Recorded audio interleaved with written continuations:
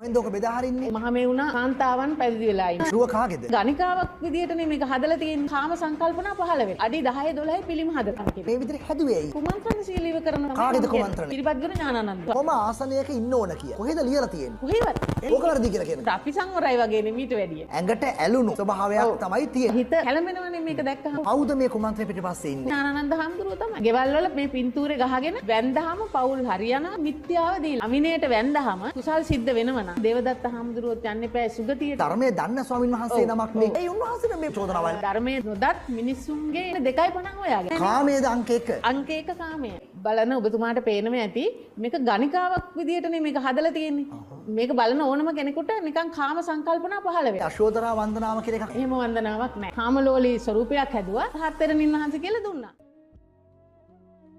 ඒ කියන්නේ දෙවියන් අතර දෙවියන්ට හෝ බ්‍රහ්මයන් අතර බ්‍රහ්මයන්ට හෝ මිනිසුන් අතර මිනිසුන්ට හෝ භික්ෂු භික්ෂුණී උපාසක උපාසිකාවන්ට හෝ යසෝදරා උත්තමාවිය ගැන නපුරු හිතක් ඇති වෙලා නැහැ.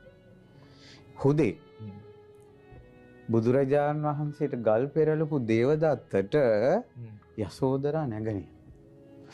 දේවදත්තගේ මුවේනොත් යසෝදරාට කිව්වේ නැගණිය කියලා. මේ සිල් මාතාව ගණිකාව කියලා කිව්වා. මට ඒක ඇහෙනකොට මම කීරි ගහිලා ගියා. මේ අකනිටා බ්‍රහ්ම ලෝකේ දක්වාම පැතිරිලා ගිය උතුම් යසෝදරා උත්තමාවියගේ කීර්ති නාමයට කිසි කෙනෙක්ගේ මුවෙන් පිටවෙච්ච නැති වචනයක් සිවුරක් දාගෙන ස්ත්‍රියක්ම පිට කළානේ ඒ වචනේ. කොයිතරම් බය. ඒ කාන්තාවත් ඒ යසෝදරා උත්තමාවිය ගැන සිහි බලලා ඒ විදිහේ හැඟීම ඒ වචනයක් උපමාවට හරි එන්න කොච්චර ඒ මනසේ තියෙන ව්‍යාකූල බවනේ.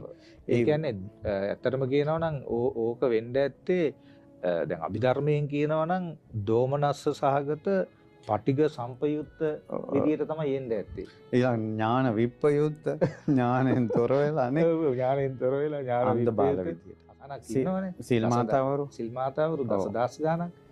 ඒ කාටවත් වෙච්ච නැති එකක් මේ වුණේ. ඒ කියන්නේ ඒක නම් මොකක් හරි අසනීපයක්. ඒ කියන්නේ භයානකම දෙයක්. දැන් අපි ගත්තොත් එහෙම සාන්න දැන් ඒ මොකක් හරි පිළිම ගැන හිතලා එයාට වෙච්ච දෙයක් නේ ඔය. ඉතින් මේ ඒ සාන්නසොයි කලාව ඊළඟට දර්ශනය ඊළඟට හැඟීම් දැනින් ඕවා එහෙම ගත්තොත් එහෙම මේ සිල් මාතාවට මොකක් හරි පටලැවිලක් වෙලා නේද? දැන් එයාට තිබ්බ ලොකුම ප්‍රශ්නේනේ මේ යසෝදරා මේ ප්‍රතිමාවේ පරියංකේ යසෝදරා ප්‍රතිමාවේ වීරාසනයක් තියෙන්නේ. පරියංකේ කියලා කියන්නේ ගැට ගහ ගන්නවා. මේ මේ පාවලින් පා ගැට